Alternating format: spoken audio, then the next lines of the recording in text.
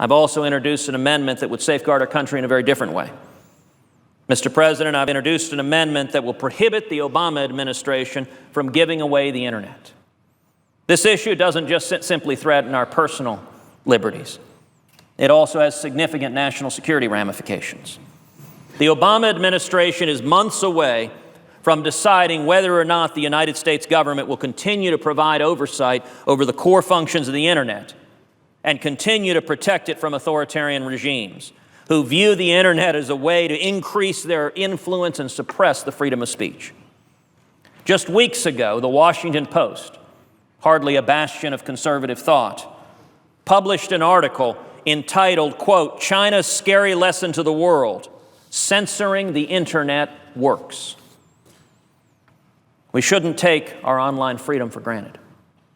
If Congress sits idly by and allows the administration to terminate U.S. oversight of the internet, we can be certain that authoritarian regimes will work to undermine the new system of internet governance and strengthen the position of their governments at the expense of those who stand for liberty and freedom of speech. This prospect is truly concerning, given as the proposal submitted by the Internet Corporation for the Assigned Names and Numbers, also known as ICANN. ICANN is a global organization, and its latest proposal unquestionably decreases the position of the United States, while it increases the influence of over 160 foreign governments within ICANN in critical ways. Foreign governments like China, foreign governments like Russia. Additionally, this proposal has the potential to expand ICANN's historical core mission by creating a potential gateway to content regulation. And it would only further embolden ICANN's leadership, which has a poor track record of acting in an unaccountable manner and a proven unwillingness to respond to specific questions posed by the United States Senate.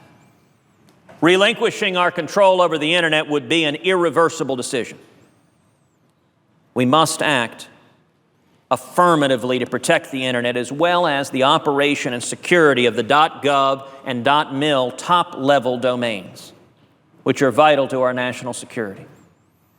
Now, Mr. President, I would note, for whatever reason the Obama administration is pursuing the giveaway of the internet in a dogged and ideological manner.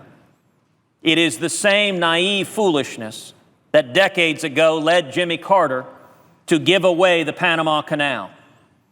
It is this utopian view that even though we built it, we should give it to others whose interests are not our own. We should not have given away the Panama Canal, and we should not be giving away the internet. And if the Obama administration succeeds in giving away the internet, that is, number one, prohibited by the Constitution of the United States, which specifies that property of the United States government cannot be transferred without the authority of Congress. This administration is ignoring that constitutional limitation, is ignoring the law. But if the Obama administration gives away the internet, that will impact freedom. It will impact speech for you, for your children, and your children's children. And I would note this body, one of the things this body is good at is inertia, is doing nothing.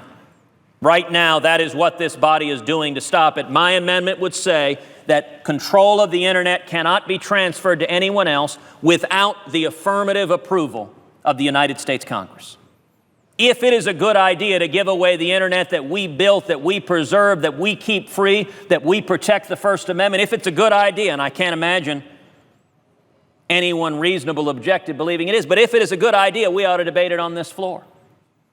A decision of that consequence should be decided by Congress and not by unaccountable bureaucrats in the Obama administration. So it is my hope that colleagues in this body will come together at the very minimum to say, not whether or not the internet should be given away, but simply that Congress should decide that. There was a time when this body was vigorous in protecting its constitutional prerogatives. It is my hope that this body will rediscover the imperative of doing so.